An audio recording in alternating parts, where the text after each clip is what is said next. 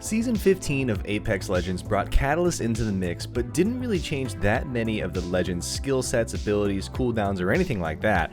So we have a very interesting season in which we have a new Legend and a new map that really determines the tier list for this season and not new Legend changes. So without any further ado, let's talk about it. What's the tier list for Season 15 Legends, and what are the best Legends to play on this map? We're going to start at the top at S tier with Horizon, Bloodhound, Seer, Valkyrie, and Pathfinder. You probably noticed the trend with these Legends and that, yes, it's the same ones as last season. Scans and movement are extraordinarily powerful on Broken Moon. Movement is so important, that's why Pathfinder actually gets the bump up to S tier on this map. His grapple is so strong for the types of buildings and outdoor terrain that you're going to experience on Broken Moon. These 5 you cannot go wrong with.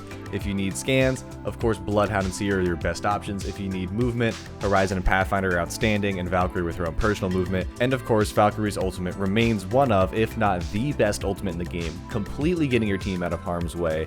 The biggest macro rotation character we've ever seen in this game, and no other character comes close to being able to move your entire team such a large distance at one time. Until you see a change in the Legend meta as far as balancing goes, you're not going to see a change as far as the tier list goes. These are the best Legends. You're seeing it at the top levels of ranked and competitive. These Legends are fantastic. But what's next? Who are the ones that are really, really good on Broken Moon, excellent in Season 15, but don't quite reach that top tier? Well, that is our next tier in A tier. Ashe, Bangalore, Newcastle, Gibraltar, Wattson, and Catalyst all make the cut here, and here you see yet another theme. We have 2 Legends that are pretty good for mobility, but not quite as good as the rest.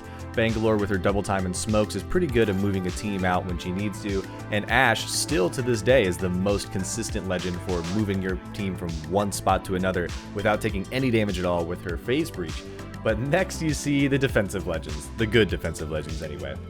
Newcastle, Gibraltar, Wattson, and Catalyst have shown that they're the best defensive Legends right now, and Catalyst does in fact make her way all the way up to A tier. She's very strong in very small spaces. I actually think of her as a little bit better than Caustic. Catalyst, you don't really have to grief your teammates at all to play defense. When you're playing Caustic, sometimes gas can get in the way, but not with Catalyst. In fact, you can block the enemy's vision with her Veiled Wall, their ultimate that cuts off vision and scans, at least from tacticals, not from ultimates. Hopefully we get a change for that, but I don't see that coming anytime soon. Catalyst has firmly cemented herself into A tier. If you have not tried her yet, I highly suggest you at least give her a chance. I put out a tips video, you can see that in the card on the top of the right of the screen right now. She is a worthwhile Legend to pick up. You may find that you really enjoy her playstyle, and she has a solid place here in A tier with some of the other great Defender Legends. If your favorite Legend is here in B tier, don't worry, mine is too. All these Legends are great and you can use them if you want to, they just don't provide anything special right now for the team. In B tier we have Loba, Fuse, Caustic, Maggie, Octane, Vantage, and Wraith. Looking at this portion of the list, you might think there are some really good characters in here, and there are. The problem is they just don't provide as much utility as some of the characters above them in A tier and S tier, especially Loba. As you guys know, I've always said that Loba's a very, very good pick, and she still is pretty decent, but Broken Moon has so much good loot, and there's so many boxes between POIs that you can loot if you need something in a pinch, that Loba's just really not that important right now as far as finding loot goes. That basically means that she is her tactical ability. She is her portal, and that right now is the worst movement ability in the game when you compare it to other things such as phase breach, the gravity manipulation lift, the grapple, etc. Fuse, Caustic, and Maggie are all fine, but I do believe that if you want a Legend that fulfills those roles, there are better ones higher up the list. Octane is a simply worse Ashe right now.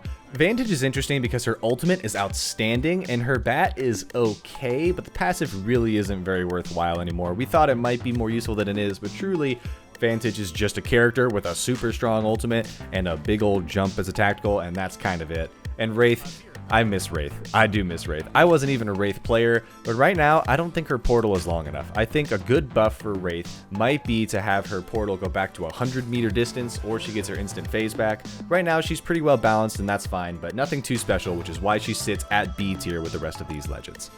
For the next 2 tiers on this tier list, C and F tier, I am going to explain why I think these Legends just really aren't that great in Season 15, specifically on Broken Moon. I'll also give some suggestions on what I think could be improved about them, so that maybe we can see them used more in the future in the meta. It could be a lot of fun. Some of these Legends are really interesting, and I do hope we see some improvements to their kits, but without further ado, let's talk about it. In C tier, we have Crypto, Revenant, and Rampart.